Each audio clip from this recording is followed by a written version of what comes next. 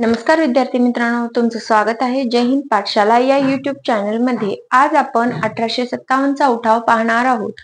त्या उठावामध्ये काय कारणे होती उठावाची, त्याचबरोबर उठाव कुठल्या कुठल्या क्षेत्रात झाला आणि तो कुणी लढला व तो कुणी दडपला, हे सर्व गोष्टी आपण या व्हिडिओमध्ये पाहणार आहोत। चला तर मग सुरुवात करूया आजच्या व्हिडिओला।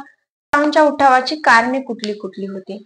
त्याचे बरेचसे कारणे होते, जसं की आर्थिक, राजकीय, सामाजिक, लष्करी ही तर कारणे होतीच, पण त्यातल्या त्यात तेव्हाच म्हणजेच नुकतंच कुठलं कारण होतं, म्हणजे त्याला म्हणता येईल आपल्याला तत्कालीन कारण कुठलं होतं, हे सुद्धा खूप महत्वाचं आहे। आयोगाने बरेच वेळा या सगळ्या कारणांवर प्रश्न विचारलेले आहेत।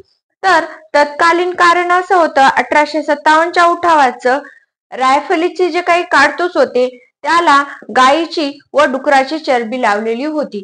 त्यामुळे काय झालं, तर जे काही सैनिक होते, गाय ही आपल्या हिंदूंना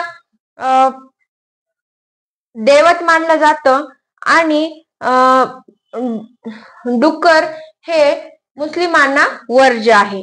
त्यामुळे तत्कालीन कारण होतं, रायफलच्या बंदुकीला म्हणजेच रायफलच्या काडतुसांना गायची व डुकराची चरबी लावल्यामुळे हे एक तत्कालीन कारण झालं। पण त्याच्या अगोदर लष्करामध्ये सुद्धा भेदभावपूर्ण वागणूक होती।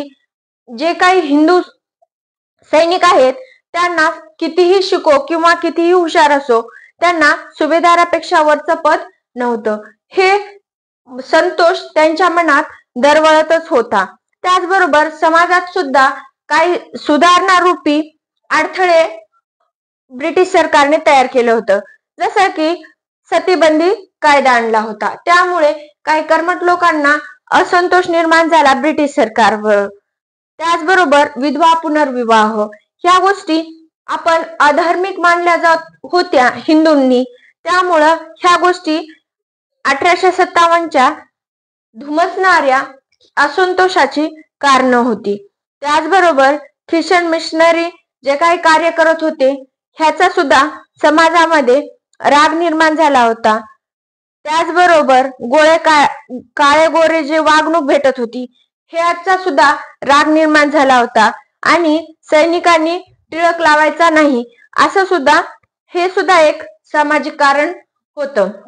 त्याचबरोबर आर्थिक कारण होतं, जे भारतीय शेतकरी त्रस्त झालेला होता। मग राजकीय कारण सुद्धा होतं त्यातला, ते म्हणजे दत्तक वारसा नामंजूर केला होता। झाशीच्या राणीला मूलबाळ नव्हतं, तिनं एक दत्तक मूल घेऊन गादीवर बसवण्याचा प्रयत्न केला, पण खालसा डलहौसीने खालसा केलं होतं झाशीचं राज्य। त्याचबरोबर जे काही पेन्शन दिले होते राजांना, ते राज्य आम्ही करून तुम्ही पेन्शन किंवा उपाध्या दिल्या होत्या, ह्या पण रद्द केला होता। हा एवढा मोठा असंतोष दरवळत असतानाच त्यांनी काय केलं, रायफलच्या काडतुसांना गायची व डुकराची चरबी असल्याचं समजलं। त्यामुळे जे काही लष्करात काम करणारे भारतीय होते त्यांनी ते काम करण्यास रद्द केलं आणि अशा प्रकारे असंतोष निर्माण होऊन 1857च्या उठावाचे उद्रेक हा रायफलच्या काडतुसाच्या गायची व डुकराची चरबी लावलेल्यामुळे निर्माण झाला। यानंतर आपण 1857च्या उठावात कुठे कुठे कोणी कोणी नेतृत्व केलं आणि त्याचबरोबर या उठावाचा बिमोड कुठल्या ब्रिटिश सेनापतीने केलं हे पाहूया।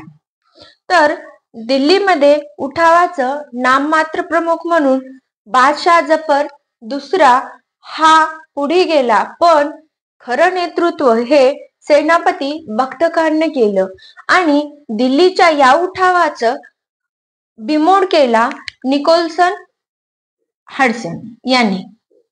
त्याचबरोबर लखनौ येथे उठाव झाला, त्याचं नेतृत्व केलं बेगम हजरत महल यांनी आणि त्याचा बिमोड केला कॅम्पाबेलने। मग त्याचबरोबर हे प्रत्येक राज्यामध्ये याचं एक उठाव तयार झाला आणि त्याचा नेता तयार झाला. मग कानपूरमध्ये नेतृत्व केलं उठावाचं नानासाहेब यांनी आणि त्याचा बिमोड मात्र कॅम्पाबेलने केला. त्यानंतर आपल्याला सर्वांना माहित आहे की झाशीचं नेतृत्व झाशीची राणी लक्ष्मीबाई यांनी केलं आणि त्याचा बिमोड हा हिरोज यांनी केला. हिरोज हे म्हटले सुद्धा होते की झाशीच्या राणीला ही एक 1857च्या उठावातली धगधगती ज्वाला आहे. त्यानंतर महाराष्ट्रात सातारा येथे उठाव झाला आणि त्याचं नेतृत्व केलं रणगो बापूजी गुप्ते आणि त्यानंतर कोल्हापूर येथे तात्या मोहिते यांनी नेतृत्व केलं 1857च्या उठावाचं. त्याचबरोबर खानदेशमध्ये खर्जसिंग यांनी नेतृत्व केलं. सातपुडा इथे शंकरशहा यांनी नेतृत्व केलं. त्यानंतर आंध्र प्रदेशमध्ये गोवळकोंडा परिसरात संन्याशी भूपती आणि दुसरे एक यांचे भूपती बंधू होते. या दोघांनी मिळून गोवळकोंडा येथे 1857च्या उठावाचं नेतृत्व केलं. त्यानंतर हैदराबाद परिसर हा आंध्र प्रदेश मधलाच परिसर होता, ज्याचं सेनापती पंत आणि रंगराव पांगे यांनी नेतृत्व केलं. त्यानंतर कर्नाटकमध्ये छोटा सिंग यांनी नेतृत्व केलं. त्याचबरोबर केरळमध्ये विजय कुदरत कुंजी यांनी नेतृत्व केलं आणि मद्रासमध्ये गुलाम गौस व सुलतान बक्ष यांनी नेतृत्व केलं.